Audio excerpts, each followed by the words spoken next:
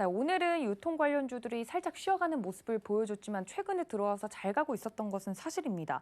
허반석 위원님께서 이렇게 말만 하면 종목도 굉장히 잘 가는데 오늘은 또 어떤 종목을 소개해 주실지 궁금하거든요. 위원님 어떤 쪽 보고 계신가요? 제가 말만 하면 잘 가나요? 네. 아, 또 왜 이렇게 또 겸손하게 그러세요? 네, 아니 왜냐면 백화점에 대한 이야기를 계속하면서 저를 테스트하셨잖아요. 신세계는 뭐죠? 뭐 이마트는 뭐죠? 계속 이야기를 해주셨는데 실제로도 잘 가서 어떤 쪽을 또 보고 계신지 궁금한데요. 네, 오늘 제가 가지고 나온 베스트 스탁 종목은 CJ 제일제당입니다. 아, CJ 제일제당 많이들 아실 거고 저도 좋아하는 브랜드고 네, 그리고 비비고라고 이야기를 하면 더 이해가 빠르실 것 같습니다. 맛있죠. 네. 국내 최고의 식품 회사라고 봐도 무방합니다. CJ에서 이제 분할이 되면서 식품과 생명공학, 바이오라고 하는 그 두 부분에 집중하는 회사이고요. 비비고에서 브랜드 중에 냉동 만두는 단일 품목으로 연매출 1조 원을 달성한 그런 부분들이 있습니다. 그런데 이 1조 매출 중에 해외 매출 비중이 심지어 65%에 달한다라는 부분들을 한번 참고해 보실 법하고요.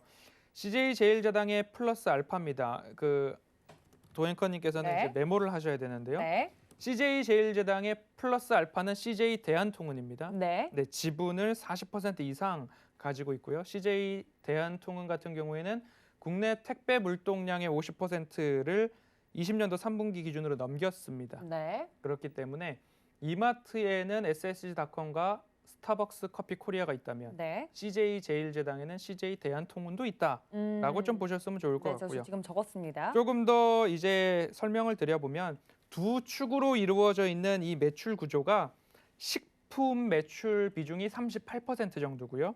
그리고 바이오 매출 비중이 21%, 말씀드렸던 물류에 대한 부분들이 약 40%, 41% 됩니다. 그렇게 된다면 제가 오늘 집중적으로 말씀드릴 두 축은 식품과 바이오인데요.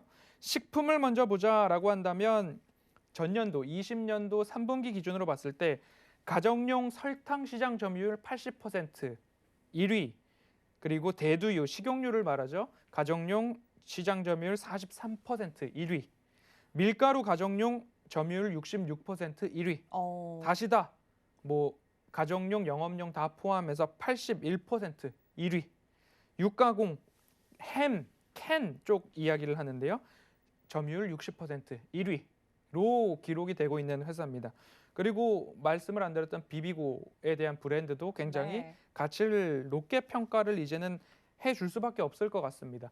저도 굉장히 만두 비비고 잘 이용을 하고 있는데요. 아, 그러신가요? 우리나라 만두와 그리고 북미 지역에서 생산되고 있는 만두가 좀 다르다고 그렇다고 합니다. 하더라고요. 서로 좋아하는 맛이 좀 다르다고 예, 하더라고요. 우리나라는 뭐 돼지나 소고기를 안에 속으로 채운다라고 하는데 북미 지역에서는 그 안에 소를 소고기나 돼지고기가 아니라 닭고기 위주를 좀 사용을 해서 조금 그 현지에 맞는 입맛으로 조금 대체를 하고 있다라고 합니다. 음, 그렇기 때문에 비비고에 대한 부분들 조금 더 집중을 해 보면 좋을 것 같은데요.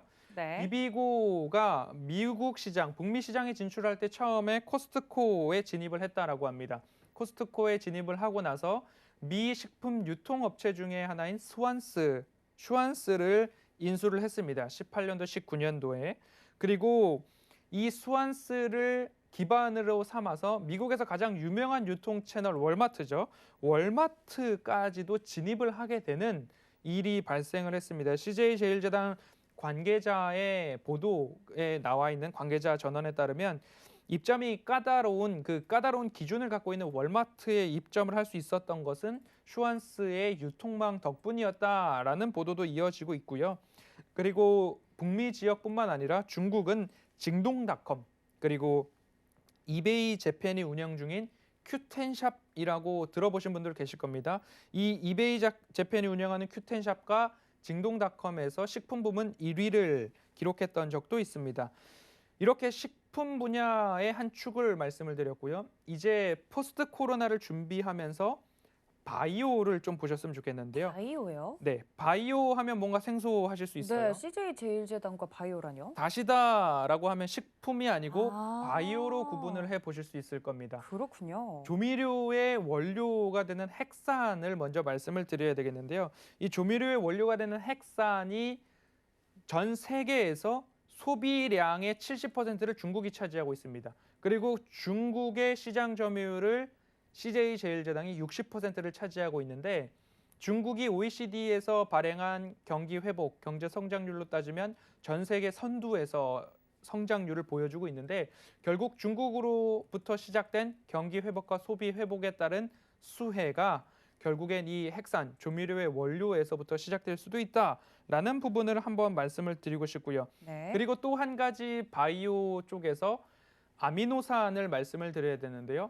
아미노산이 이제 사료, 돼지나 소를 키울 때에 사료 첨가제로 사용이 됩니다. 네. 그런데 국제 곡물가가 굉장히 상승하고 있는 흐름 속에서 사료를 다 줄 수 없으니 이 아미노산을 사료 첨가제로 쓰게 되고 그러면 돼지가 많아지면 많아질수록 사료 첨가제가 많이 팔릴 텐데 중국에서는 ASF라고 하는 아프리카 돼지열병 때문에 돼지 사육두 수가 굉장히 확 줄어들었었습니다. 그런데 19년도 기준으로 95%까지 회복을 했는데 정부에서는 돼지 사육두 수를 늘리는 정책을 정책적으로 진행을 하고 있습니다. 중국에서. 그렇게 된다면 왜 정책적으로 돼지 사육두 수를 늘리려고 하느냐? 돼지고기 가격이 너무 높아서 물가가 불안정해졌기 때문입니다. 그러면 돼지를 다시 많이 키우고 돼지를 많이 도축해서 시장에 많이 공급을 할 수 있으면 돼지 가격, 생돈 가격이 안정될 수 있기 때문에 중국에서 정책적으로 돼지 사육 두수를 증가시키려고 한다라는 그런 부분. 그러면 포스트 코로나 시대에는 조미료의 원료가 되는 핵산의 매출 수요도 증가하고요. 그리고 돼지 사육 두수 증가에 따라서 사료용 첨가제, 아미노산의 매출도 증가한다. 이 두 가지를 바이오 섹터에서는 하나하나 꼽아 보시면 좋을 것 같습니다. 바이오 섹터가 결국엔 생산량이 어마어마하게 늘어나고 있다라고 좀 정리를 해드리고 싶고요. 끝으로 기술적 분석을 한번 해보도록 하겠습니다. 네. CJ제일제당의 차트를 열어놓았고요. 제가 누누이 말씀을 드려왔던 추세선을 바닥부터 한번 그어보도록 하겠습니다. 코로나 팬데믹 시절은 조금 접어두고요. 이렇게 너무 급락했던 부분들은 좀 접어두더라도 이렇게 하락했던 구간들을 이 추세선 바닥에서 맞는 부분들을 이렇게 일부 그어볼 수 있을 겁니다. 그리고 최근까지 이어졌던 추세를 확대를 해보면 이제 다시 한번 이 구간에서 그리고 이제 다시 한번 이 구간에서 일부 추세 하단을 맞고 재차 상승할 채비를 해오고 있는 모습입니다. 최근에도 밑꼬리를 많이 달아주는 모습들이 나오고 있습니다. 그렇기 때문에 이 구간에서 밑꼬리 달리는 구간에서 매수를 할 수 있었던 여력들이 며칠 동안은 있어 왔다라는 그런 흐름들로 살펴보시면 좋을 것 같고요. 오늘 같은 경우에도 일부 상승이 나오고 밑꼬리를 달고 윗꼬리를 달고 하는 모습들이 나왔는데요. 이렇게 추세 하단에서 올려치는 차트를 저는 좋아하고 일부 팁으로 삼고 있습니다. 종목을 빠르게 스킵해서 볼 때에는 차트를 열어놓고 추세선 딱 긋고 고점이다 저점이다 라고 판단을 해서 다음 종목으로 넘어갑니다. 그래서 허환석의 모멘텀 체크리스트라는 거 1, 2, 3번을 제가 만들어 봤는데 1번이 네. 차트상 저위험 구간인가 낮은 위험에서 매수할 수 있는 구간인가 결국 이 추세 하단에 부딪혔을 때 매수할 때가 그나마 덜 위험하다라는 의미고요. 두 번째, 영업이익과 매출액이 증가하는 기업인가 증가하는 기업이라면 이 추세를 이어간다라고 보시면 될 거고요. 세 번째, 그 기업의 미래 성장 동력, 미래 먹거리, 모멘텀을 굳이 꼽으라면 무엇으로 꼽을 수 있을 것인가 이 부분 한번 살펴보시면 좋을 것 같은데요.